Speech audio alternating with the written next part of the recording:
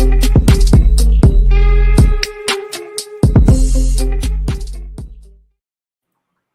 right, Bob Fariss, how are you? Doing well, Adam. How about yourself? Good, good. It's good to have you back. For everyone out there, this is Adam with BizNexus. We're here for another roundup interview, and we focus on talking with niche M&A players about the area they focus on, what they specialize in. And Bob Fariss, we have this week, is our resident tax ninja, sage, guru. So welcome, Bob. Thanks for taking the time to be here. We'll probably spend about 30 minutes on talking taxes, because I think that's kind of where most people max out. I max out. But Bob, you're in the trenches day to day in terms of tax strategy in the lower middle market, and it's a highly relevant issue potentially moving into 2025. You're our go-to. So really excited to have you here today and to hear you kind of jump into those top items that you and I were discussing before we aired. That are probably going to be relevant for not only the M&A advisors who you're traditionally working with, but acquirers, sellers, etc. But let's take a few minutes just to set the stage with you. You are working mainly with M&A advisors, I think lower middle market, safe to say. But if you wouldn't mind just touching on what you're doing day to day, who you're working with, and then we can hop into the how and the what and the why after that. Okay, well, thank you, Adam. I am an enrolled agent, which is one of the three kinds of tax advisors that are allowed to represent taxpayers before the Internal Revenue Service, along with tax attorneys and CPAs. And I found out the most interesting part of what I was doing was when I got involved in M&A activities. So 15 years ago, I decided to try being a business broker with a large national franchise. And since I was also a tax professional, other advisors in the company would come to me with their tax questions, and I would help them out. And I found out there were things I could do for them that were helpful on a complimentary basis, and other things on a contingency basis, and other things on a fee basis.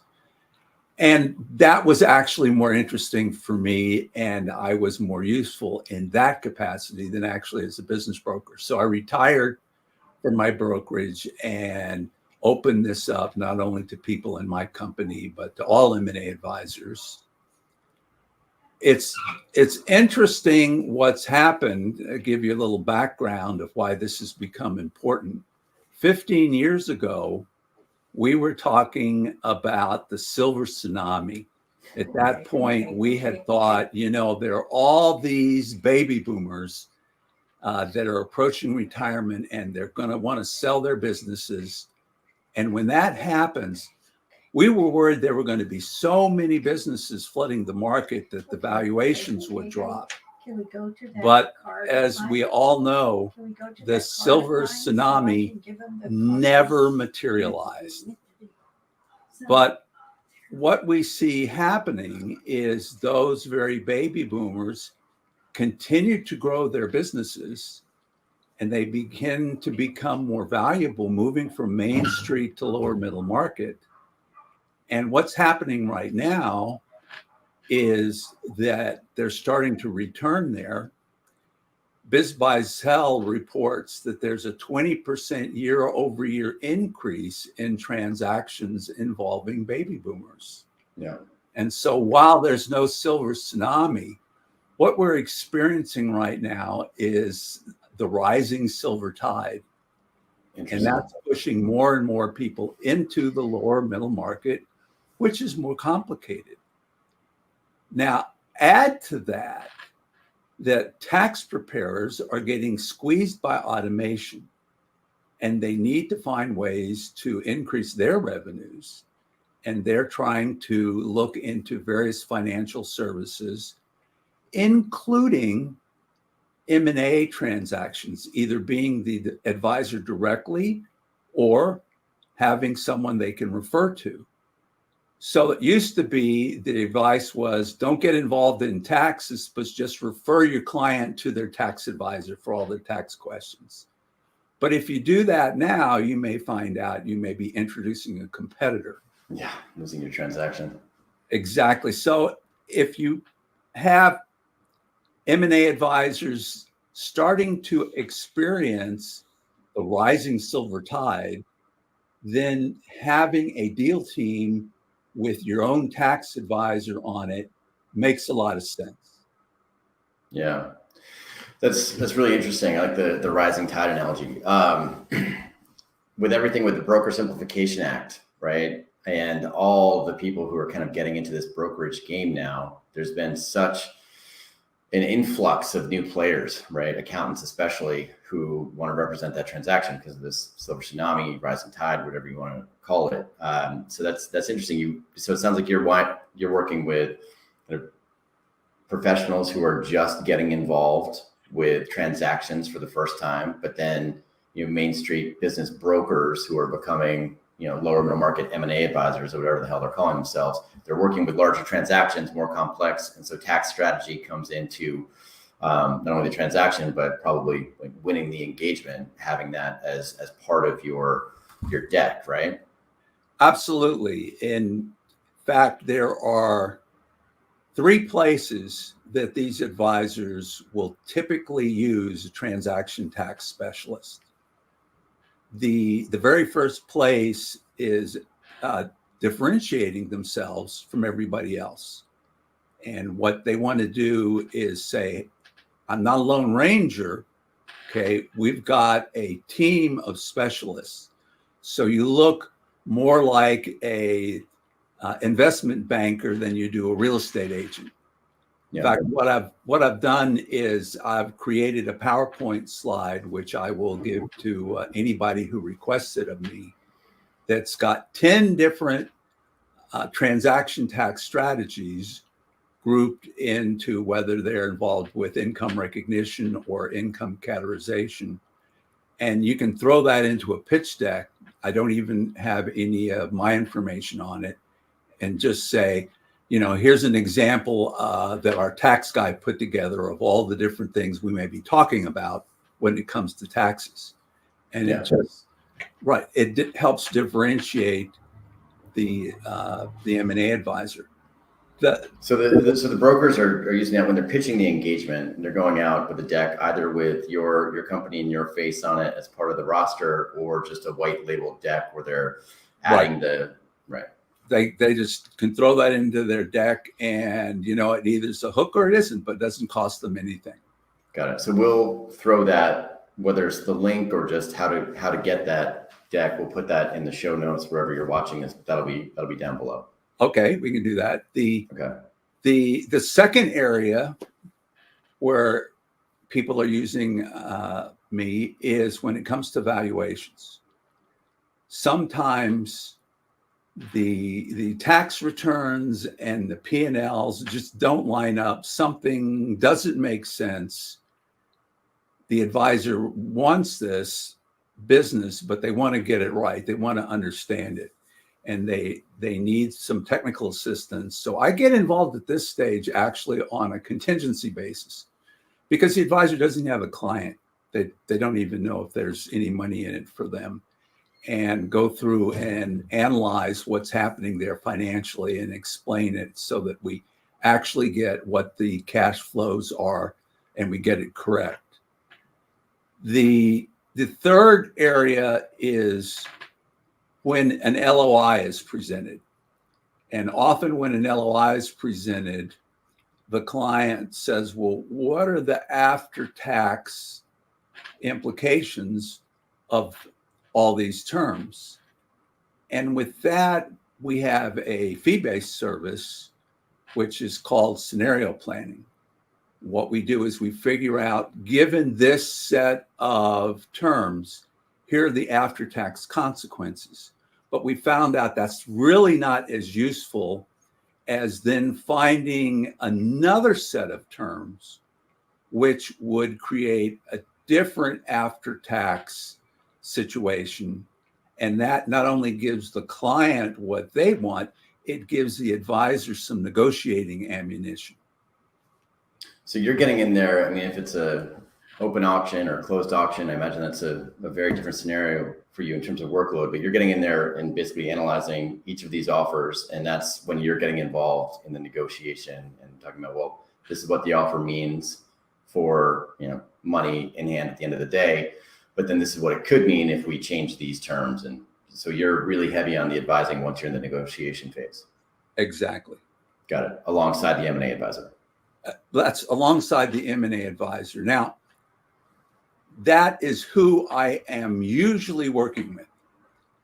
Not always. We usually don't work directly with sellers if they don't have an M&A advisor. They're typically not looking for other advisors. The exception is when a business owner gets an offer just out of the blue. And here they want to know, well, what are the after-tax implications of this offer? And that's a scenario planning application. So buyers often want me to help them with the allocation of consideration in an asset sale. All assets are tax assets. Perhaps the most overlooked and misunderstood is goodwill. Now, goodwill is defined by the IRS using the residual method, which means you allocate consideration to everything else, and then what's left over just gets dumped into goodwill. However, that may be a poor strategy for a buyer because that goodwill gets amortized over time. And then when that business is resold, that amortized goodwill needs to get recaptured as ordinary income. It's better to ask yourself, why am I paying more than the fair market value of all the other assets? Well, it's because of some intangible things. For example, an existing customer base. That's pretty typical. So if you got a customer list and you assigned a value that you would put on the amount of business those customers gave the company, you could set up a specific intangible asset customer base, and you could amortize that. And then when the business is sold, if those customers aren't the current customer base, you don't have to sell that asset. You don't have to recapture the amortization. So some extra thought there can really mean a lot when the company's resold. Now, another aspect is when the fair market value is more than the consideration.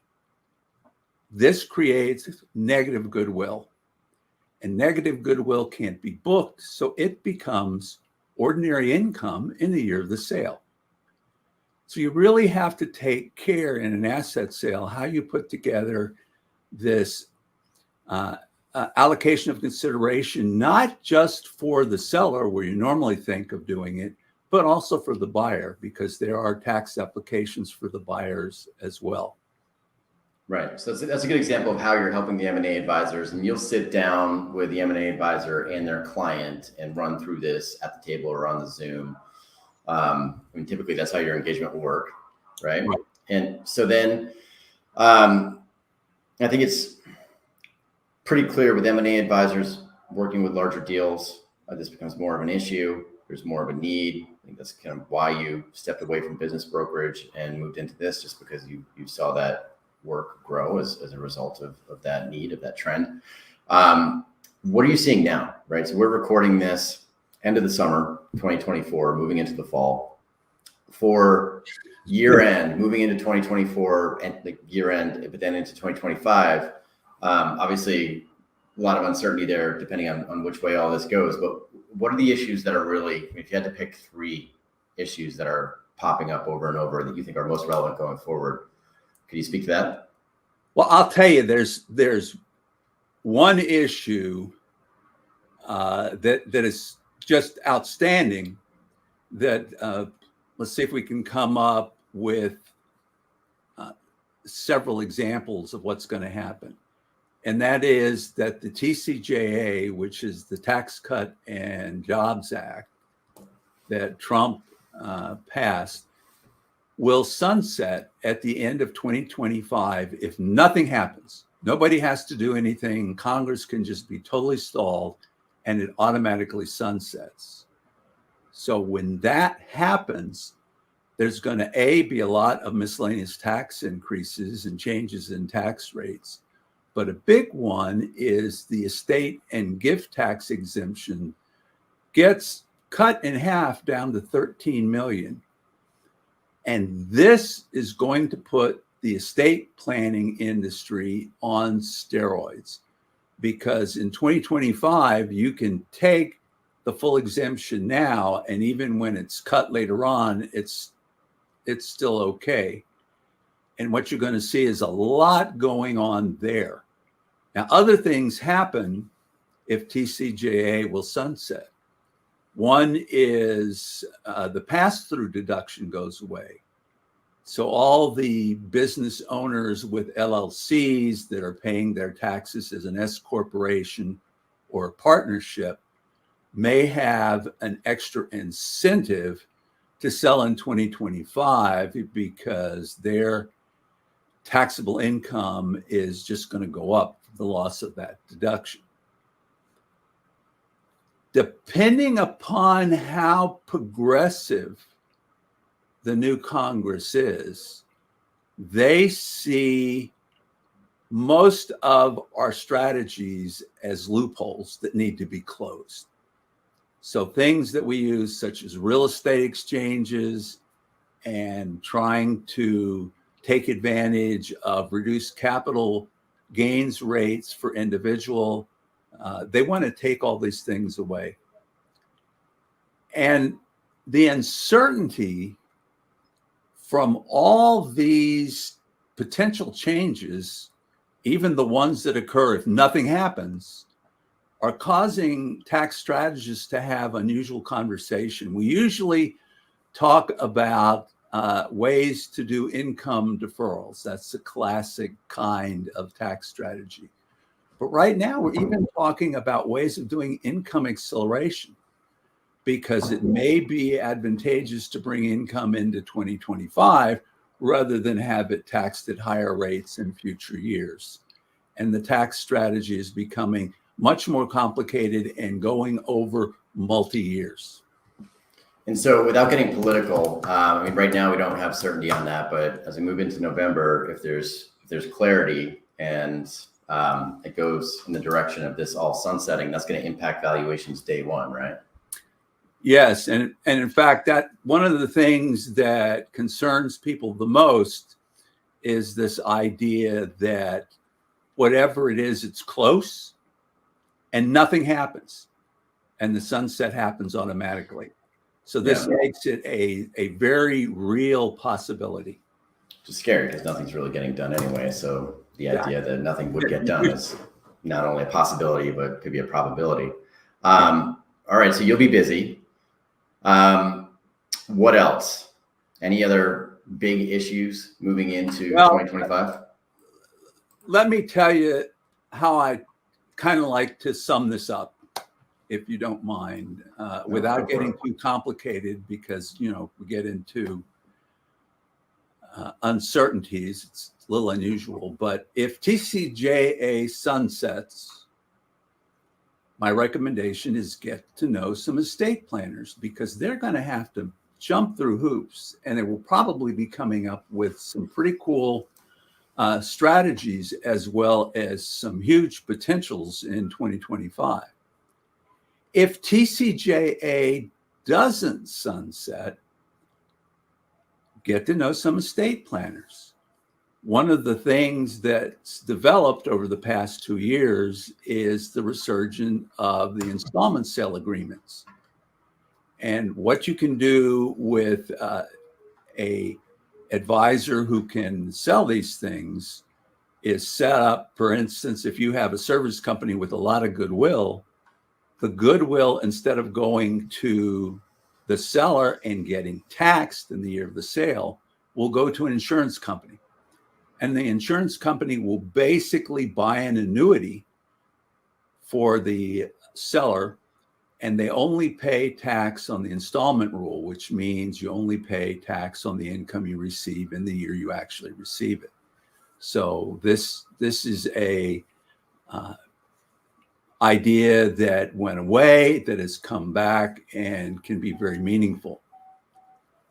But most importantly, if you think you're going to be surfing the rising silver tide, that's best done as a team sport.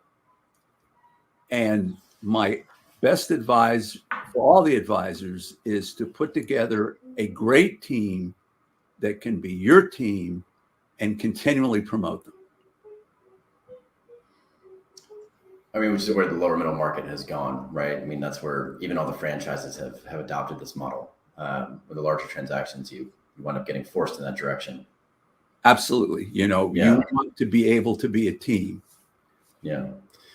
I imagine going forward that it would be beneficial for advisors to hear these kinds of updates on a regular basis with whether they have current engagements or relationships that could become engagements. Everything that you're talking about is highly relevant for a business owner who's thinking about anything. Is it now? Is it 5 years from now, 10 years from now? We'll have you on at least once a quarter, but do you have any other speaking engagements on an ongoing basis, or how can the M&A advisors find you, whether it's just meeting or tuning into a regular webinar so they can stay on top of these issues? Well, the most regular communications I put out is actually updates on LinkedIn, on both my LinkedIn site, Bob Fariss, as well as my business site, Build Value Here. So if you went into either one of those and either followed me or subscribed on the company, you would be getting my monthly articles on various aspects that are happening as they're happening. Yeah, we'll drop that link in the notes as well. And then kind of a shameless plug, you can also find Bob in our community. It's community.biznexus.com, and just search for Bob. But you can also find some good estate planners in there. So if you just keyword estate planners, you'll have a list of estate planners who are working in the M&A world on a regular basis, and you can kind of vet and choose from there.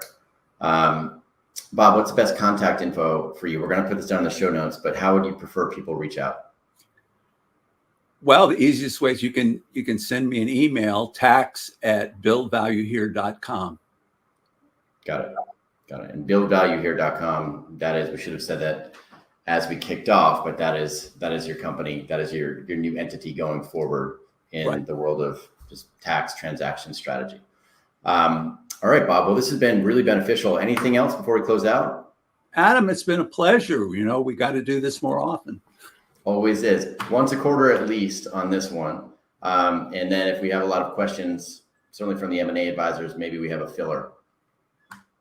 Excellent. Okay. Perfect. All right. Bob, we'll see you next time. Again, thank you for taking the time, and have a great one. See you next time. All right. I'll catch you later.